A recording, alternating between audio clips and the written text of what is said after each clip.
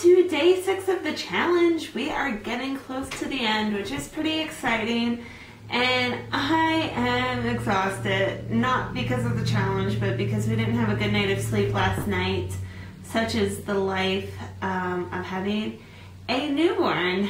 So we again had leaks last night, and we also had our first big poo in the flat diapers, which was probably the first time that it's been kind of gross to hand wash it. And I'm glad I'm not actually like hand washing it, but that I'm using the plunger for the most part. I did a couple of pre-washes with the poopy diaper by itself, just to get all of the stains out, and then did a normal wash. And at this point you can't even tell which diaper was the poopy diaper, so that's pretty great. It worked. So today I'm going to talk about cloth diapering with materials that are not traditionally diapers, which I guess I'm kind of doing that to begin with because I'm diapering with flour sack towels, and they're not meant to be diapers. They're meant to be used in the kitchen, I think, or for making bread. Who the heck knows?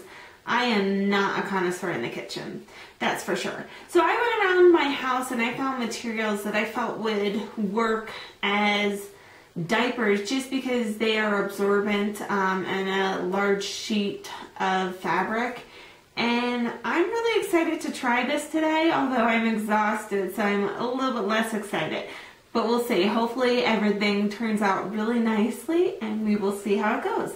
So the first thing I have is a receiving blanket.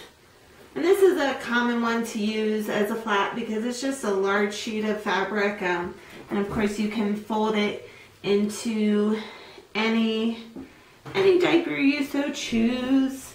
So there we go. We have a diaper made out of receiving blanket. And it's actually pretty nice. It feels pretty soft. I think it would be nice for the baby up against his skin. I also have a kind of similar but a little bit thicker in fabric. I had a ton of flannel. I don't know why a few years ago I bought bolts and bolts of flannel. What was I thinking?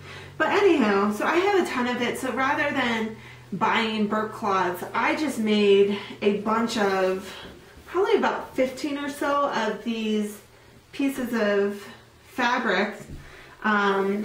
And we've washed it several times because we have a baby that spits up a lot. So even though we have about 15 to 20 burp cloths, we go through them all the time. So it's a little bit ragged, but it feels really soft, and it's a little bit thicker than the receiving blanket. So I'm thinking it's going to be more absorbent, but my other concern about it being thicker is that it's going to be more difficult to fit under the cover.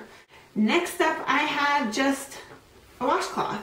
I went through my linens. We have a lot of linens that should never see the light of day, but we're pretty frugal, so we make do with a lot and keep a lot of linens that are pretty horrible, and then we just kind of shove them in the back of the closet when family comes to visit.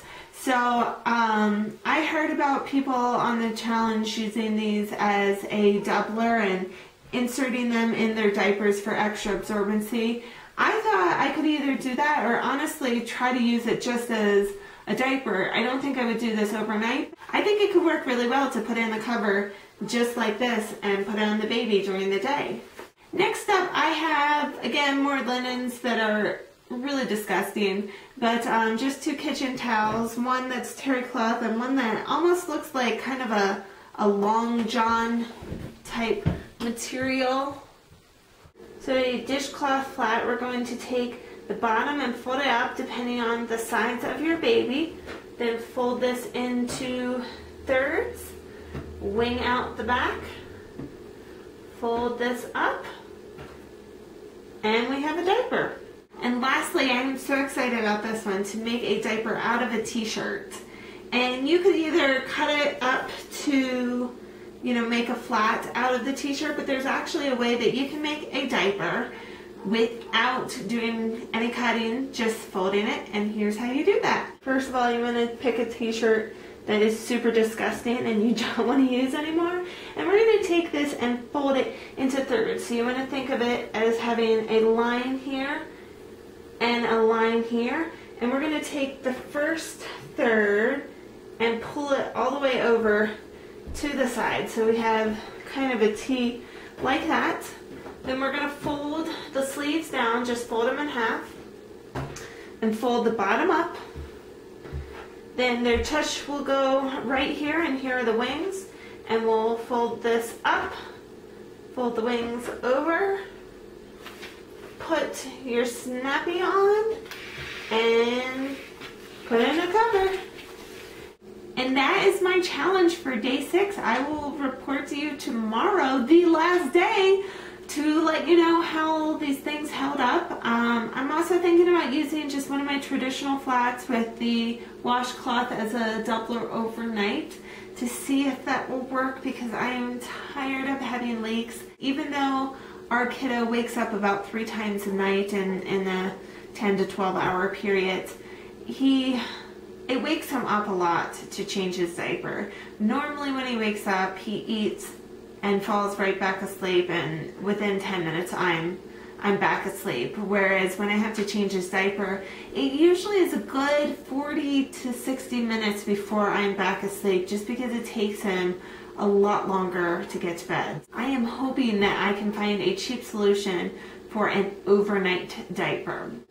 And that is it for today. I will see you tomorrow. Bye!